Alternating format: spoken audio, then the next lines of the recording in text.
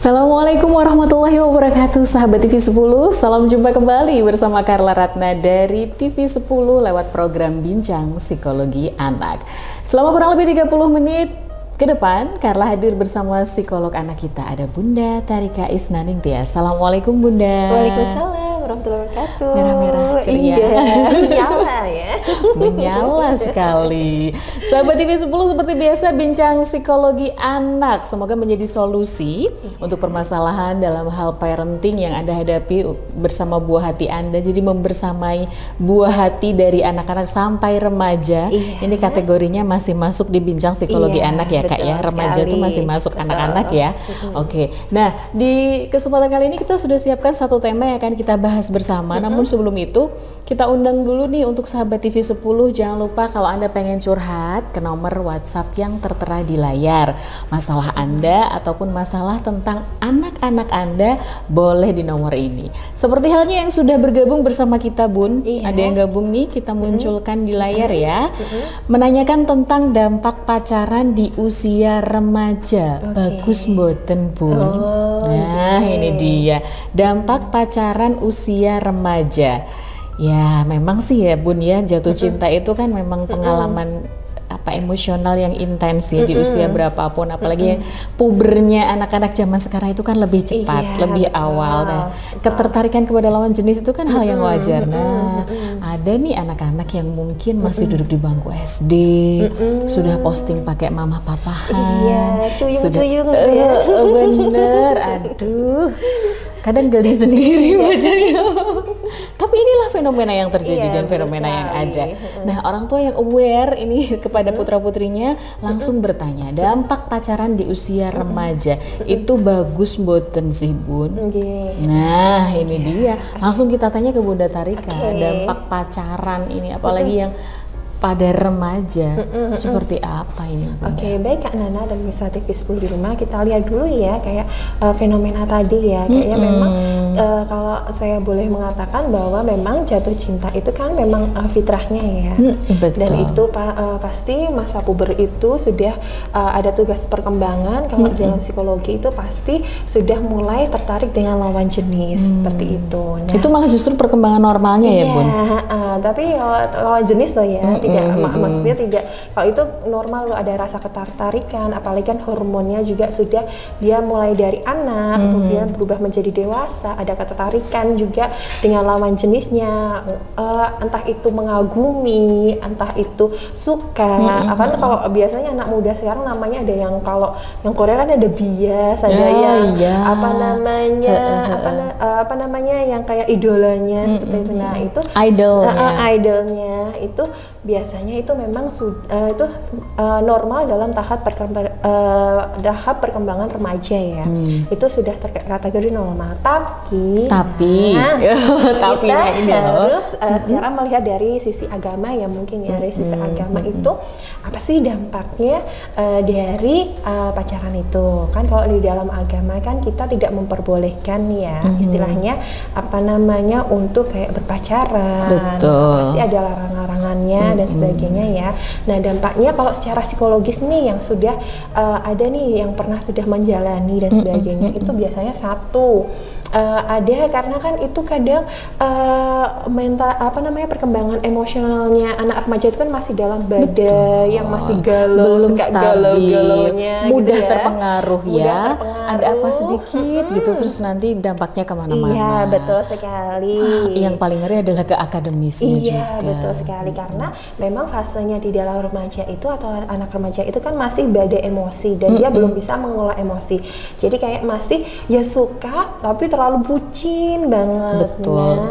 Itu jadi kayak dia tidak bisa nih memilih dan memilah mana sih yang logis, mana sih yang tidak logis, yang terlalu belum bisa membedakan mana yang logis dan tidak logis, belum bisa memberikan batasan ini terlalu berlebihan loh, ini terlalu, ini bucin banget kan istilah anak sekarang. Ya betul sekali dan apa itu kan juga dilarang dalam agama juga kan, ada batasan-batasan, apalagi sekarang kan kayak tontonan, kemudian kayak paparan media televisi, tren status sosial Bun kan ya, itu tadi yang posting masih SD udah mama papahan, itu kan tren status media sosial juga. Iya, pemaparan tidak hanya media sosial, istilahnya apa namanya kayak menggembar-gemborkan seperti itu ya, tapi kita kan masih berpondasi dengan berpatokan agama ya. Tugas kita adalah istilahnya kita kalau ditarik nih dampaknya apa aja, banyak sih kayak lebih banyak ke arah negatifnya ya, kayak jadi kayak akademiknya, kemudian sulit berkonsentrasi karena mikir terlalu bucin. Kayak ini apalagi itu belum saatnya gitu loh kayaknya ya. Iya, kalau masih remaja itu kan apa ya, mau nikah di usia remaja kan itu kan juga harus perlu pertimbangan panjang ya. Kemudian apa namanya, dari segi emosi dia nanti ada konflik bertengkar, akhirnya berpengaruh nih ke dalam keluarganya, ke dalam sekolahnya, prestasi akademiknya, belum lagi ke hal-hal negatif yang lain. Iya betul, apalagi apa namanya, kalau ke keluarga nih biasanya jadi kayak hubungan antara, karena dia terlalu biasa kan memang dikasih tahu juga belum bisa, itu memuncak malah jadi jauh dari keluarga. Apalagi juga kan ada beberapa kelompok anak yang memang dia kayak pergaulannya yang tidak tahu batasan, yang berlebihan, akhirnya kan bisa berdampak juga bagi kesehatan juga. Ada yang terlalu berlebihan, kemudian ada hal yang sudah menjadi perilaku menyimpang. Nah itu yang memang benar-benar kok ditarik kayaknya banyak dampak negatifnya daripada dampak positifnya seperti itu. Tapi kalau fitrah mengagumi hanya untuk apa namanya menyukai lawan jenis itu nggak apa-apa, normal, wajar. Tapi kita harus tahu nih istilahnya membatasi anak kita untuk apa namanya membatasi ini loh, kamu boleh suka, boleh mengagumi, tadi hanya sekedar mengagumi, tidak hanya lebih sekedar mengagumi dari itu. Ini kan yang lagi tren itu ini loh, punya crush. Betul. Aku punya crush kakak tingkat loh, gitu. Nah, seringnya kan seperti itu anak-anak sekarang ya, dalinya nggak pacaran sih tapi punya crush. Itu gimana Bun? Itu kalau dalam tahap wajar ya, maksudnya dalam tidak apa namanya, kadang kita hanya mengagumi, saya tadi hanya mengagumi. Crush kan kayak gitu ya, diem-diem. Iya betul. Diam-diam mengagumi. Atau enggak kalau dulu zaman kita dulu dia ngirim surat gitu ya. Nah itu hanya sebatas itu, memang fitrahnya dan memang tahap perkembangannya anak remaja seperti itu. Itu jadi nggak apa-apa, tapi kita harus tetap sebagai orang tua nih memberikan batasan seberapa sih kita boleh kayak mengaguminya seperti apa. Berarti orang tua harus peka kapan anak-anak ini mempunyai ketertarikan kepada lawan jenis. Nah, bisa dijabarkan juga nih biar orang tua tuh peka Bunda. Kira-kira ciri-cirinya tuh seperti apa, atau perilaku remaja yang sedang jatuh cinta tuh seperti apa sih, sehingga kan orang tua wah ini anakku ini langsung bisa gitu. Untuk antisipasi Bunda. Biasanya itu kayak dia sudah mulai nih kayak apa namanya ditanyain itu udah mulai tertutup, terus kok malah sering, justru tertutup ya. Lebih sering ada beberapa sih yang seperti itu, kayak ada dia lebih sering kok WA-an sambil senyum-senyum, terus apa namanya kok dia biasanya nih mau main tapi minyak wangi banget, terus yang biasanya jarang mandi jadi mandi ya sehari 5 kali. Oh, jadi dulunya berantakan, terus jadi rapi, wangi gitu ya. Terus jadi kayak apa namanya kok sudah ada kita sebenarnya bisa sih kayak sudah mulai masuk remaja SMP, SD kelas 6 itu kita sebenarnya sudah aware ya, sudah harus benar. SD kelas 6 itu udah ini ya. Iya, kata itu sudah kan perubahan hormon ya, apalagi sudah menstruasi, jadi kita sudah harus mewanti-wanti batasan-batasan apa nih yang boleh antara laki-laki dan perempuan yang harus memang kita kayak edukasi kepada anak. Itu kan juga tentang ini ya, pendidikan ini ya, seks ya, batasan-batasan, kemudian apa sih yang boleh, batasan aurat dan sebagainya. Nah itu yang harus benar-benar lebih lagi gitu ya.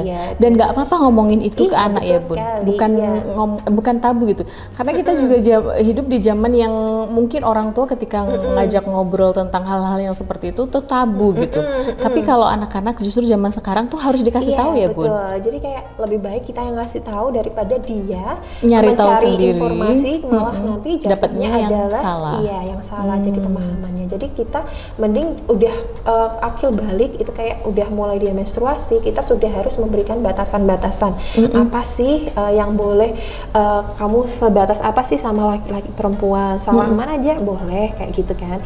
Tapi yang lebih dari itu nggak boleh, apalagi membangun suatu hubungan yang tidak dibilang sama mama papa, backstreet dan sebagainya. Nah itu kita harus dikomunikasikan dari sejak dia mendapat sebelum akil balik atau mau mendapatkan menstruasi ya, kelas 6 biasanya. Kelas 6 gitu, apalagi sekarang udah kelas 5 itu sudah banyak yang ini ya, kalau saya melihat ada banyak yang sudah menstruasi. Nah itu kita mulai dari sounding dari sejak dia mau mendapatkan menstruasi itu, karena kan sudah langsung diberikan edukasi yang benar ya, betul. Jadi itu pun dari pihak perempuan ataupun pihak laki-laki. Jadi kayak kalau laki-laki kan kayak apa sudah mulai akil balik gitu ya, sudah suaranya berubah dan sebagainya. Oh berarti kita sudah itu sudah tanda kita aware. Oh ini berarti dia sudah mau nih. Kita harus bertanggung jawab lebih untuk menjaga anak kita. Nah itu loh, menjaga anak kita ya, paling tidak dimulai dari anak kita sendiri dulu ya. Karena memang fenomena yang ada itu kayak gini, anak-anak tuh punya hubungan, punya pacar, itu tuh kayak udah wah berarti keren loh, udah punya pacar gitu kan, malah jadi hal-hal yang seperti itu. Ini yang harus selalu orang tua aware, sehingga bisa antisipasi gitu ya Bun ya ceritanya. Baik, lalu nanti apa saja yang harus dilakukan orang tua ketika menghadapi anak yang sudah mulai puber, atau ketika Anda menemukan anak Anda pacaran ya, kan sudah ada yang terlalu jujur pacaran, terus harus bagaimana nih orang tua? Jangan kemana-mana, Bincang Psikologi Anak akan segera kembali untuk Anda. Tetap di TV 10.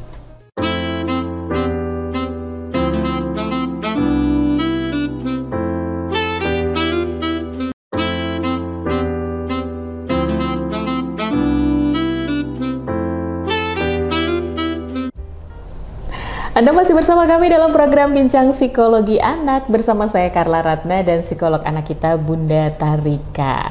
Nah, di kesempatan kali ini kita ngomongin ini fenomena yang kita sering sekali mendapati anak-anak tuh suka-sukaan, cinta-cintaan gitu. Tapi kata Bunda Tarika kalau sekedar ngekerasin itu boleh ya Bun, ngekeras sama lawan jenis itu nggak apa-apa ya. Tapi kalau tujuannya tuh nanti biar bisa pacaran, katanya kan pacaran bisa memotivasi belajar. Kalau pas lagi baik-baik saja, padahal yang dewasa saja ketika pacaran ya, ada hubungan sedikit itu pasti nanti juga wah ada aja gitu. Apalagi anak-anak yang tadi disampaikan Bunda Tarika belum stabil, masih sering terdampak badai emosi. Nah, ketika orang tua menemukan anaknya pacaran, apa yang harus dilakukan Bunda? Oke, baik.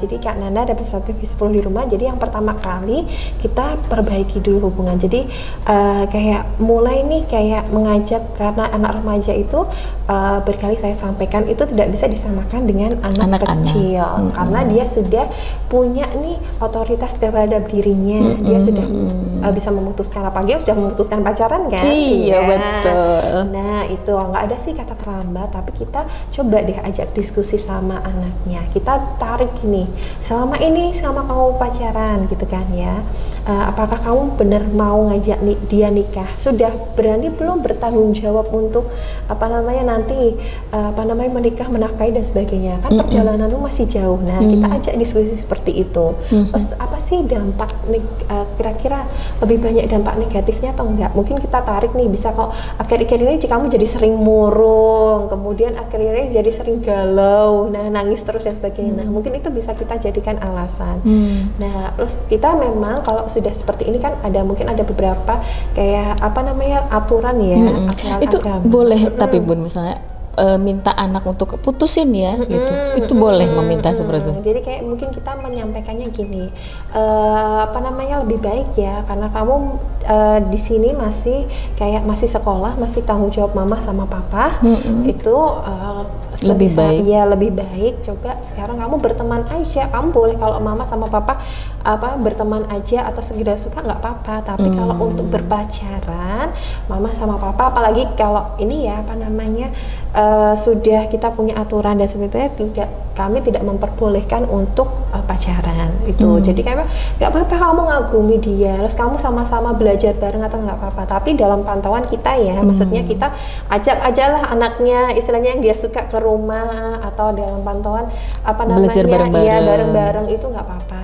istilahnya itu. Tapi kalau untuk pacaran kita tegaskan ya, karena kita punya pedoman, ada aturan, norma dan sebagainya. Kita tidak boleh ya kalau untuk itu, selama kamu masih tanggung jawabnya mama sama mama.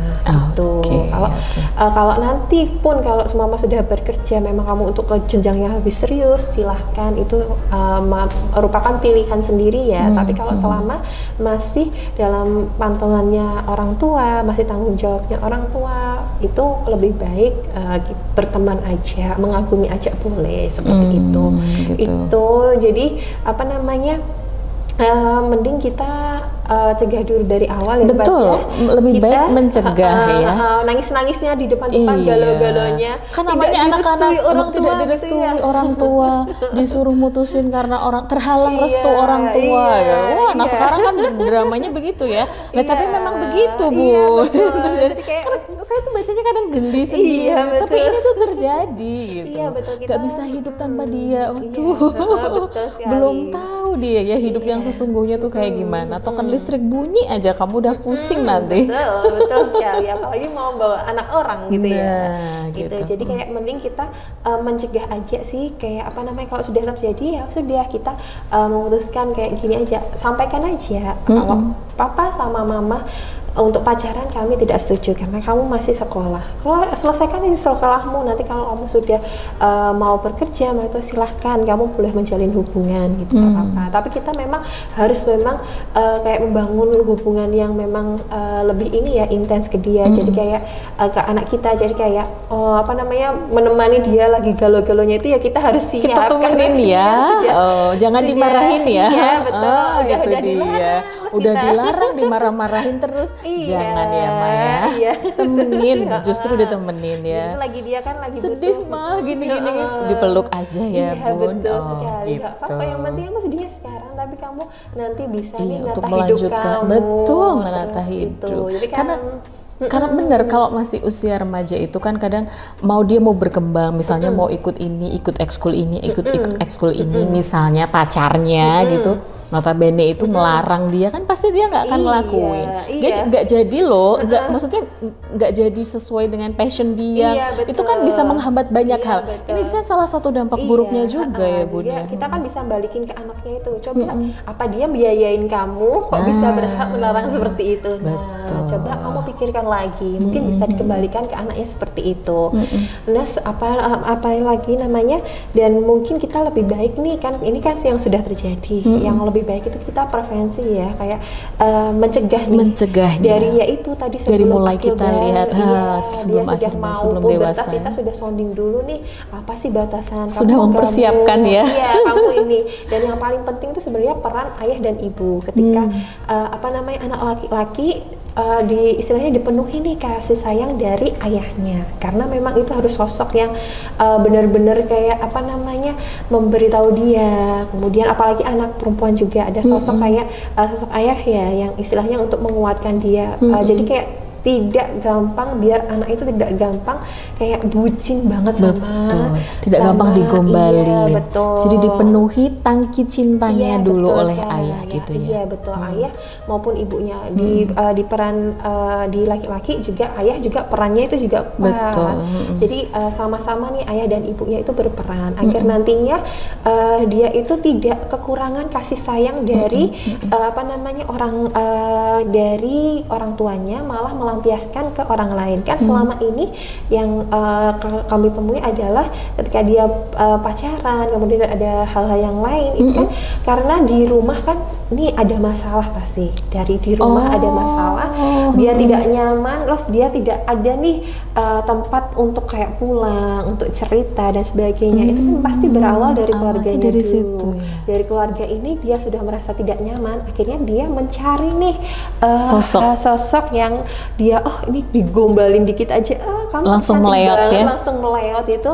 Nah dia yang akhirnya melampiaskan itu di luar. Nah yang pasti yang paling penting itu pondasi di rumahnya dulu. Ketika anak itu sudah terbuka, kita nggak apa-apa kok diskusi tentang batasan-batasan pacaran itu apa, malah kita harusnya sampaikan itu. Harus terbuka seperti itu ya Bunda ya. Betul. Jadi kayak kita apa sih, kita bisa diskusi tentang dampaknya, terus kemudian kenapa kok papa mama nggak ngebolehin pacaran itu, kenapa, masukkan itu dalam ajaran agama itu kan ada nih. Tetap dikombinasikan. Iya betul, itu jadi kayak kita menguatkan dulu ke anaknya. Jadi ketika anak kasih sayang sudah terpenuhi, kemudian dari pengetahuannya kita masukin nih norma-norma yang berlaku, insya Allah kan kedepannya nanti anak itu kan ini aku sudah merasa penuh, aku sih ya udah ada mama dan papa, udah cukup gitu ya, nggak ada merasa gitu, kekurangan, apalagi kalau belum waktunya kan ya. Iya, jadi kayak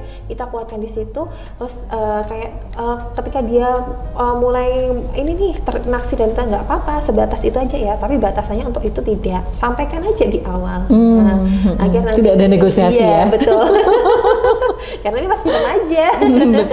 betul. Nah itu jadi sampaikan dan tegaskan di awal, nggak apa-apa. Jadi lebih baik kita terbuka sama anak daripada kita hanya melarang, tapi di luar malah dia istilahnya semakin kita berontak aja, kita nggak ngasih alasan, malah anaknya berontak di luar. Semakin dilarang, anak-anak tuh kayak larangan itu malah kayak disuruh. Iya betul. Tapi karena kecuali kalau dijelaskan dengan ini ya Bun. Betul. Jadi kayak kadang kita melarang tapi tidak memberitahu apa sih kenapa kok kita nggak boleh dilarang. Nah hanya kamu nggak boleh ini, nggak boleh keluar malam dan sebagainya, kamu nggak boleh ini, nggak boleh jalan ini berdua saja itu, dengan lawan jenis gitu. Hanya melarang sudah, nggak boleh gitu. Itu malah justru mereka akan melanggar gitu ya. Mencoba kan kita kalau di situ kepenuhi kasih sayangnya dulu, tanya cintanya, kemudian kita diskusikan ke bawah, ini loh kalau pacaran itu seperti ini, dijelasin aja. Terus kalau kamu lihat kan orang-orang yang gandengan tangan dan sebagainya, kita tahu kan punya aturan atau batas norma, saling boleh kayak batasan aurat mana, kemudian apa sih bersentuhan dan apa yang tidak boleh dan tidak boleh sentuh, itu juga sebenarnya dari dini juga kita sudah mengajarkan ya. Itu juga ya. Jadi kita kuatkan, apalagi kalau sudah memang mau haid atau puber itu memang harus sounding terus, karena itu kan bahaya juga kan buat anak ke depannya. Nah, ini menyiapkan masa depan anak justru dari situ ya. Jadi intinya kan dampak pacaran di usia remaja untuk anak-anak itu tidak baik gitu ya Bu. Jadi lebih tegasnya memang tidak baik, tidak ada negosiasi lagi, sudah. Betul sekali. Baik Bunda Tharika, sebelum kita akhiri ada yang mau disampaikan untuk sahabat TV 10 ya di rumah. Baik Kak Nana dan pemirsa TV 10 di rumah, ketika anak boleh nggak dalam pacaran enggak ya, penuhi dulu kasih sayang, buat kehangatan di keluarga agar nantinya anak itu tidak mencari kasih sayang di luar. Jadi dampingi anak terus, penuhi kasih sayangnya agar anak kita menjadi kuat mentalnya.